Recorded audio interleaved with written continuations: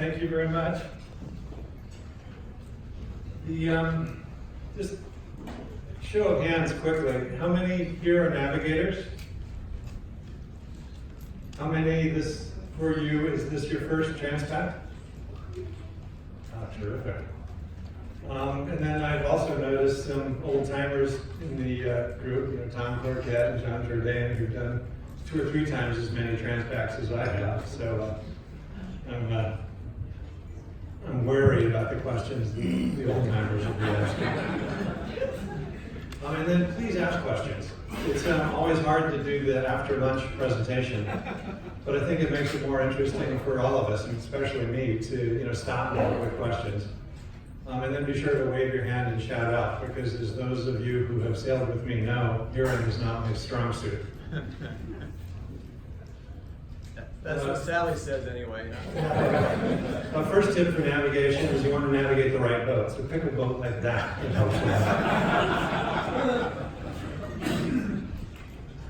The Transpac, a lot of us think about it as 5 races. And I'm going to sort of organize my talk that way. Because I shortened my talk to 2 hours, I took out a lot of the preparation slides. So don't hesitate to ask me questions on preparation, but I'll mostly be talking about the strategy and tactics. The 5 races. The first race is the race to the synoptic wind, the first night. What I mean by the synoptic wind is the wind that's driven by synoptic features on a weather map, highs, lows, fronts, things of that nature. And most importantly, it's the wind that blows all night long. And you all know what it is, you've all seen it. It's the wind that you find outside San Nick.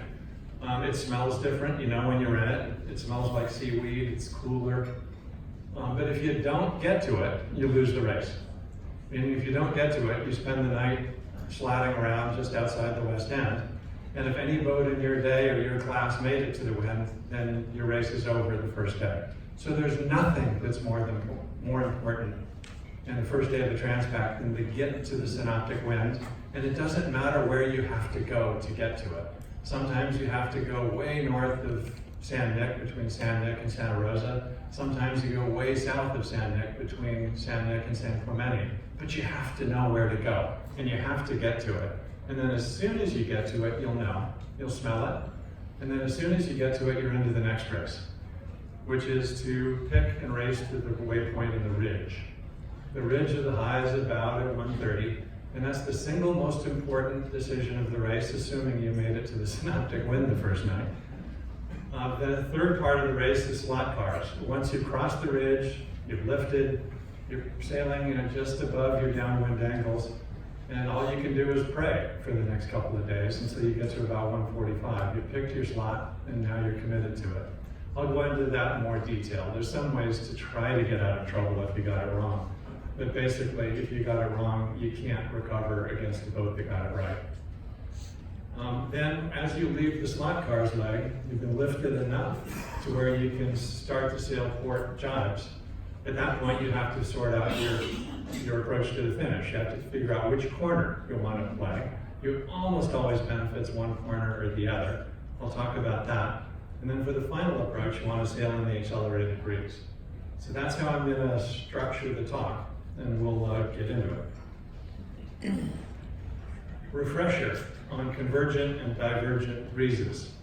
This is something that every navigator you need to remember forever.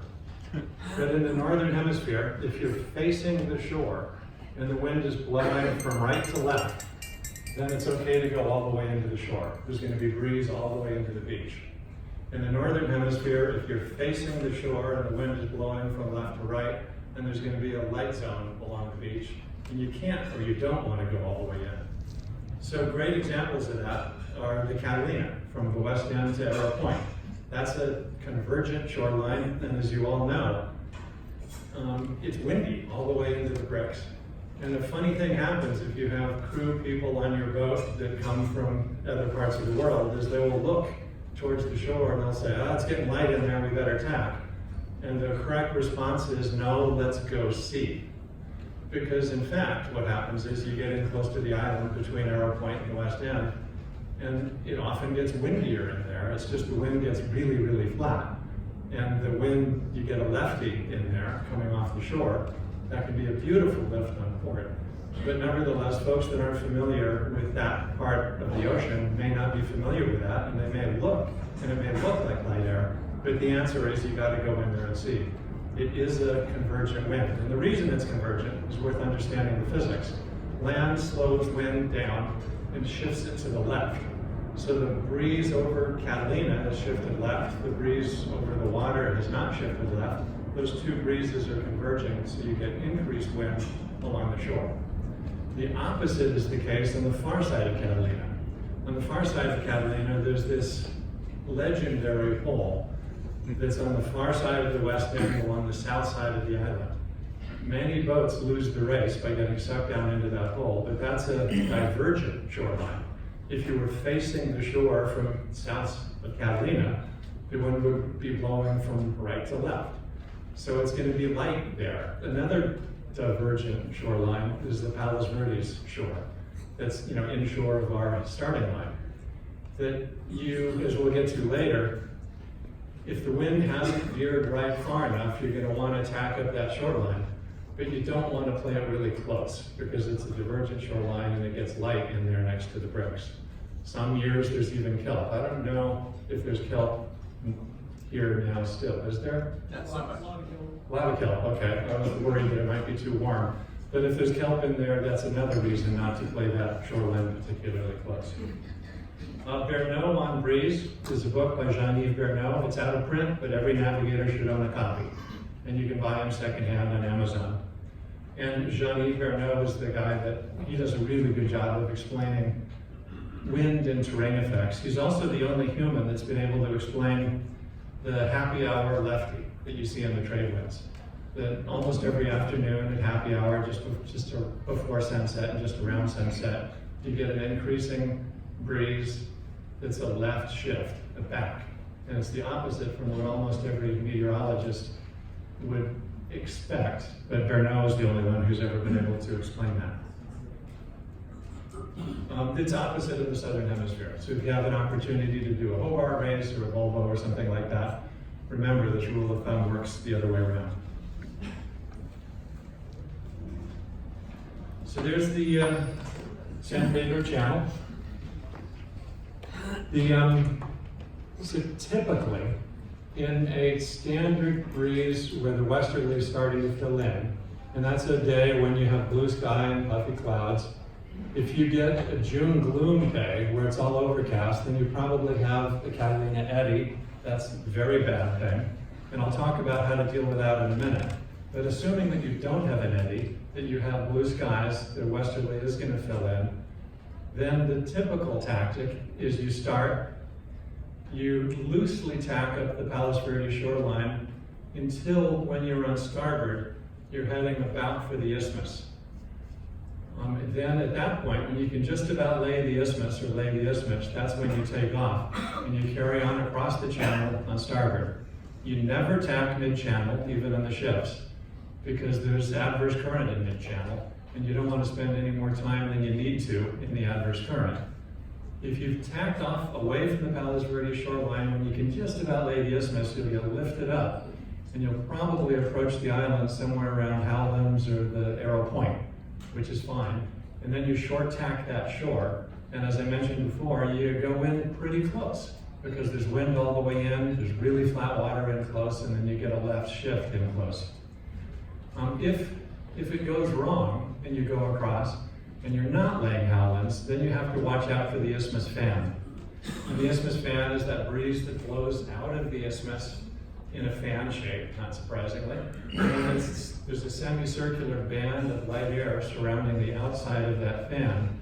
And if you get across to the island and you can see the isthmus fan and you're going to come down into it, meaning you're coming into Cherry Cove or something, then you have to tack out and you have to stay clear of the isthmus fan, but nevertheless get pretty close to it because you still don't want to tack in mid-channel. So you want to approach the fan, but then tack and stay clear of it. There is a rock this side of the west end. If there's kelp, it's a year with a lot of kelp, you'll never hit the rock because it'll be covered with kelp. But nevertheless, you want to make sure you know where it is and don't hit it.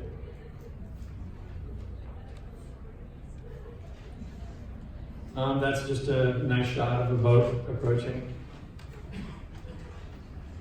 Catalina, again, the non-locals will look in there and say, oh, it's really light in there. But tell them, let's wait until we see that it's light in there before we tack away. Because it often pays to go in as close as you dare. There you can see where the rock is, just down from the west end a little bit, about 3/4 of the way from Arrow Point to the west end.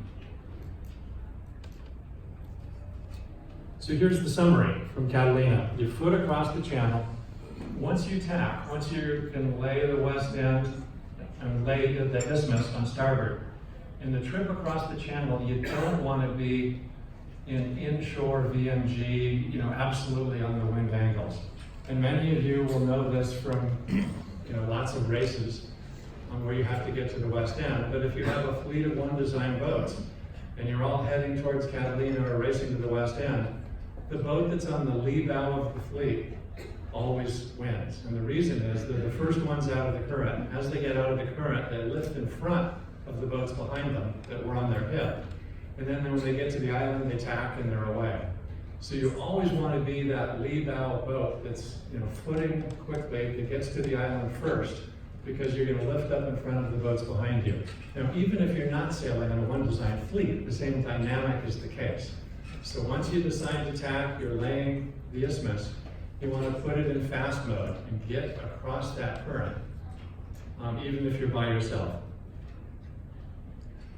Don't get sucked into the isthmus fan, meaning keep an eye out there if you're not laying outlets. There's a risk of the fan, so keep an eye out for it and tack if necessary. If you're clear of the isthmus fan, then it's okay to go right on in close. Tack outside the kelp, and it's okay, it's generally pays to go in close to each point, and then tack on the point and get a little shift off each point. Don't hit the rock. Then there's divergent wind on the south side of Catalina. A mistake lots of boats make, and it used to be about 1/3 of the Transpac fleet would lose the race right at the west end. As they get to the west end, they assume that Catalina is off and they've got to get under starboard tack. They tack right away. Then they get headed and they get sucked down into that light spot that's on the south side of Catalina. So what you want to do is once you get to the west end, stay on port. And it typically makes sense to stay on port for about 10 or 15 minutes. You'll get, if you have people on board that are not experienced Transpac racers, they'll start to panic because they will assume that Hawaii is a beam to port. And they'll be screaming, we got to tack, we're perpendicular to the course. And at that point, the way you can argue with them is you can tell them, well, the great circle course to Hawaii is at 245, and that turns out to be what the wind direction is at that time. And so you point at where Hawaii is, and that'll shut them up for a while, and they'll get a bit confused, because it seemed like Hawaii is in that direction. But nevertheless, it's essentially free at that point to sail on port, because it really is an even split on the great circle to Hawaii. And so you don't want to make the mistake of tacking early, getting sucked into that light air hole on the far side of the west end. So you want to wait on port. It's not really costing you anything because it's an even split. And you wait on port until when you look off to the port side of the boat, it looks fresh. And then when you tack, the breeze is either going to get lighter and back, or it's going to start to pick up and veer. If it starts to get lighter and back, you tack too soon. Tack back straight away before you get sucked down in there. If it starts to build and veer, then you got it right and carry on. But it's really important not to get sucked down into that hole. And I think people are smarter now, but it used to be about 1/3 of the fleet would lose a ton of miles that first afternoon.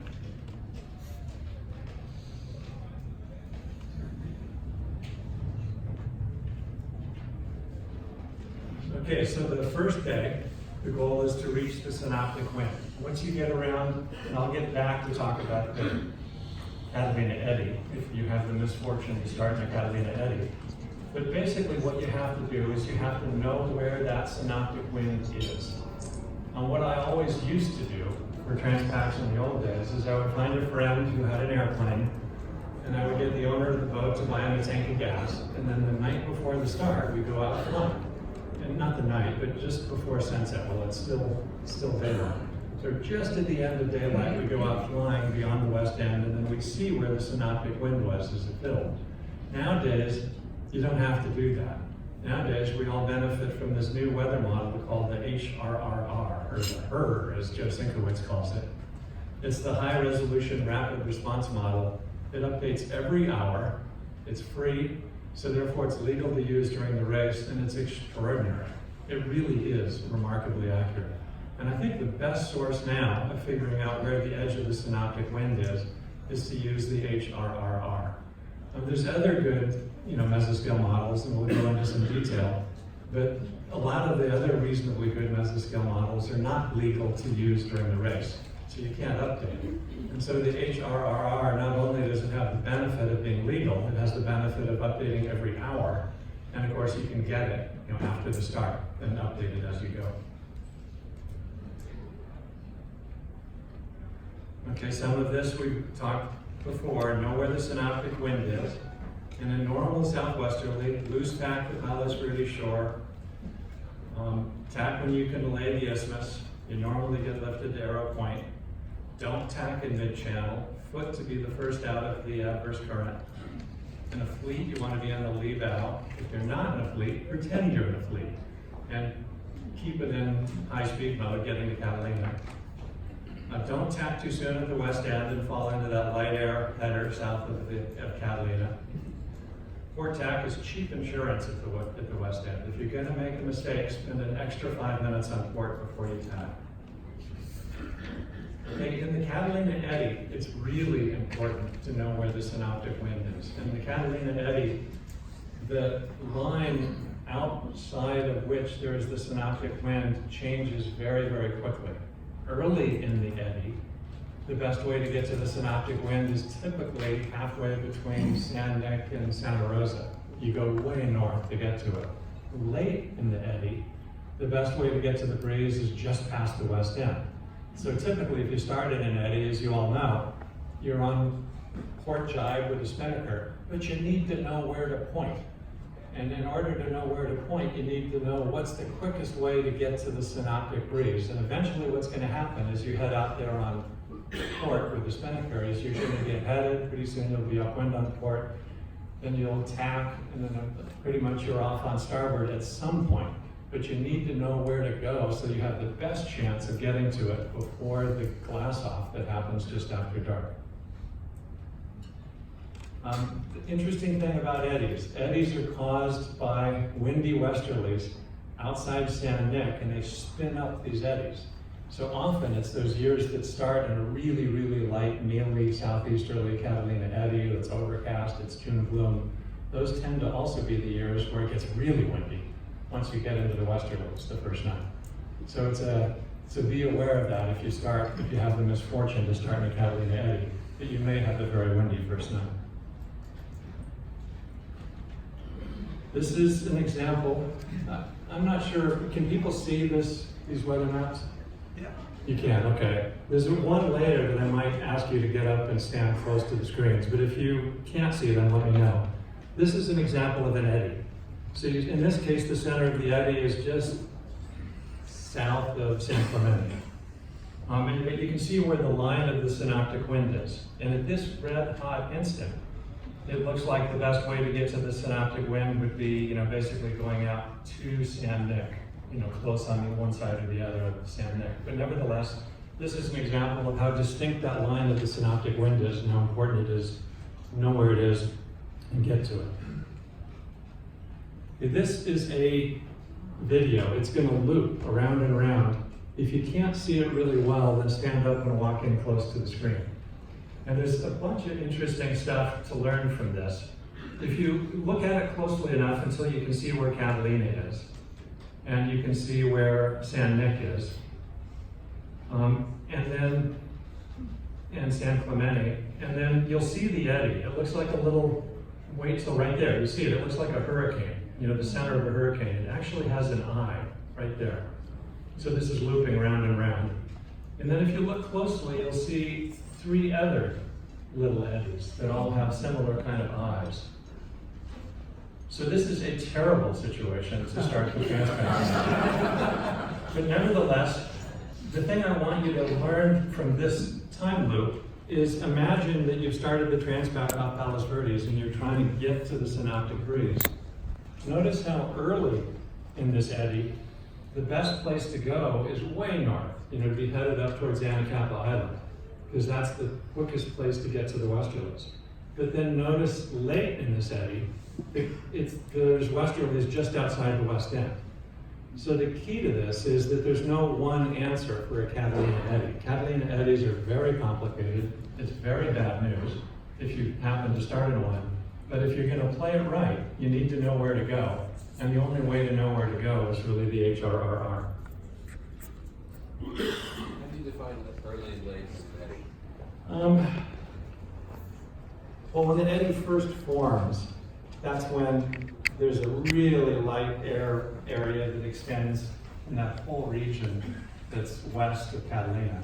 But then as the eddy moves inland, and you can see it in this time loop, then the westerlies start to fill in just beyond the west end.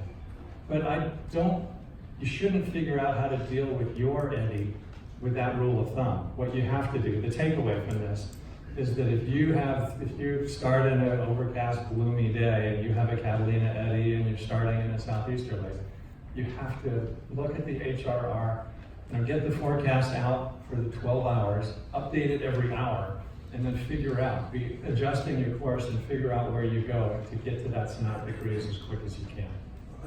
And then given the absence of any better information other than folklore, trust it.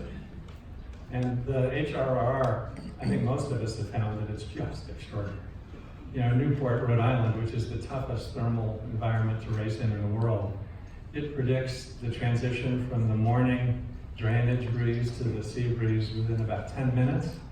And then after the sea breeze fills in, the left always pays until the twist gets removed from the breeze, and then the right pays, and it predicts that transition to about 10 minutes. It really is an extraordinary tool, which is bad for me, because it's going to put me out of business. Steve. Yes? When you were on the airplane going to try to find a synoptic wind, what were you looking for? Well, the question is, what was I looking for in the old days when I took the airplane ride? Part of it is it's fun to go for a plane ride. But what I was basically looking for is just the edge of the breeze. So you try to fly late enough to where you could see about where the glass off was going to glass off. And then you'd see where the breeze is that's going to blow all night. And typically that line would go from Conception through Santa Rosa or certainly inside of San Miguel, but through Santa Rosa, and then just go somewhere through San Nick and then around. But occasionally it's very different. So for example, there was one year where it was tricky getting to the synoptic breeze. I think Gary Wiseman was navigating on Merlin, and he did the normal thing of fighting north of San Nick, sort of partway between San Nick and Santa Rosa. But that year, the synoptic breeze took a curve. And the quickest way to get to the synoptic breeze was to go south. And so we went way south of San Nick. And we got into the synoptic breeze and we were off. And then Gary, drifted all night long and didn't speak to me for a couple of years. What is the time period? In other words, how dynamic do you see the forming and drifting of that? This is probably a time loop over 24 hours. I'm not exactly sure, but that's my So that's the life of it. Yeah. There's another question over here. Mine was the same, what the time, that was 2 days or 3 days. Yeah, I think that's about a 1 day time loop. One quick question. So you're mentioning, where's it? Stan. Right here? Yeah, sorry. So you're mentioning that, basically HRR is a really good model. So if you just download that, that model every hour and just follow a computer program like Expedition, that tells you the optimal.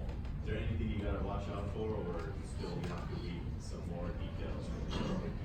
That is a really good start, is to have good pullers for your boat, to download the HRR with every update, to know when it updates, and then to run around. And that would be a really good start. There are some pitfalls with that when it comes to picking your point on the ridge.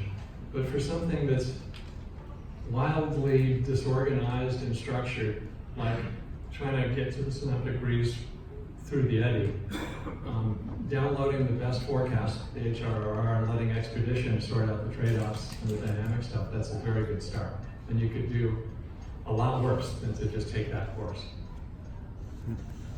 Okay. So, Stan, Yes. is Expedition the only program that's gonna download the HRR?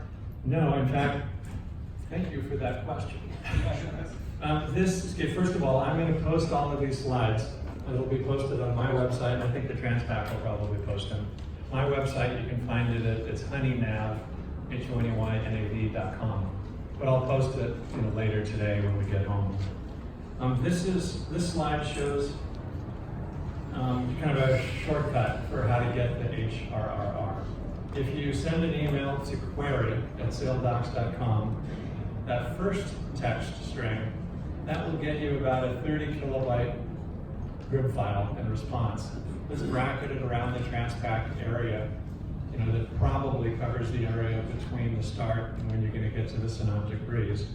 And a 30 kilobyte file is a nice handy size for downloading an Iridium. The next string, if you send that, you'll get a 2 megabyte file. And that would be the file if you're sailing on somebody else's boat that has an Inmarsat, and they're gonna pay for it, because that's about a $30 purchase. Yeah, I mean, the data's free, it's $30 communications purchase. Or, that's the string you wanna send before the start if you're floating around off Palos Verdes and you still have cell coverage. That's a perfect file to get before the start, just to make sure you're off to a good start. And then depending on what kind of communications you have, you can tinker with it. You can tinker with those strings to change the resolution and to change the coverage areas. But do keep track of the fact that the HRRR updates every hour. So you, at a minimum, you want to be downloading that 30 kilobyte one, every few hours anyway, if you're having to struggle with a Catalina eddy. And even if you're not having to struggle with a Catalina eddy, you want to know where to go to make sure you get into the synoptic breeze. And the faster boats have an easier time of it. With the Cal 40, it's a major to get into the synoptic breeze, because probably a third of the years the fleet doesn't make it. But if 1 or 2 boats do, then you're away. So the HRR updates hourly. You get a big file through your cell phone before the start.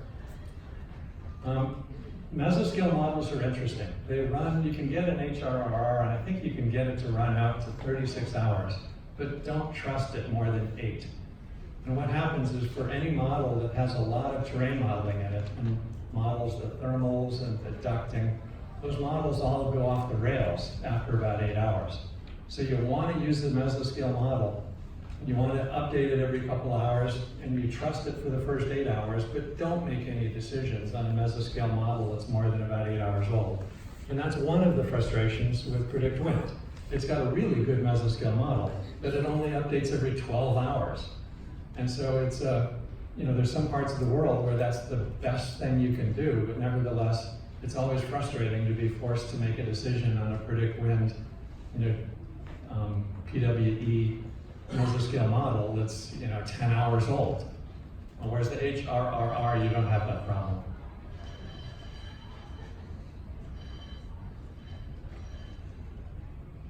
This is not a particularly interesting snapshot of an HRRR, but it shows you the resolution. This is this example of that 2 megabyte version. So you can see you get really high resolution in terms of where the wind arrows are. And it shows the light air, the lees of the islands, and it shows the lattice texture to the wind around Palos Verdes. But this isn't a great example of a particularly interesting weather pattern. But it does show you how high the resolution is of HRRR. And HRRR is, well, I'll get to that in a second. So odds and ends on the first day.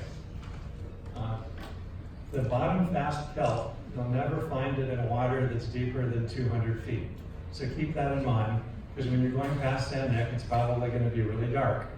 And if you're in more than 200 feet of water, you're never going to have to deal with kelp that's tied to the bottom. And running into kelp that's tied to the bottom is character building, so it's worth avoiding. Staying in water that's deeper than 200 feet is a good idea anyway, in terms of the distance away from sand there. Do a complete kelp check the first night before the lights go out, and do a complete kelp check the first morning when the lights come on. Really important not to drag kelp all the way to Honolulu, and I've done that. In fact, Louis Wick was with me one year when we dragged kelp all the way to Honolulu. And you can smell the synoptic wind when you get to it. So there'll be no question when you get to it. And then when you get to it, it'll start to lift, it'll cool off, it'll smell like seaweed, and then start preparing for your sail changes, because they happen very quickly. This is another example of a Catalina eddy. This is the sort of eddy where it would make sense to go north, because if you go straight to the west end, there's going to be less breeze than if you fight significantly north of the west end. But there's no one rule of thumb for the Catalina eddy. You have to figure out how to handle yours. This is the slot car's leg. Okay, so the right-hand edge of that box is about at longitude 130. Typical Transpacs, the slot car's leg goes from 130 to 145. So you enter the slot car leg. When you cross the ridge, the wind has lifted enough to where you're not quite, but you're just getting reasonably close to your downwind angles. And at that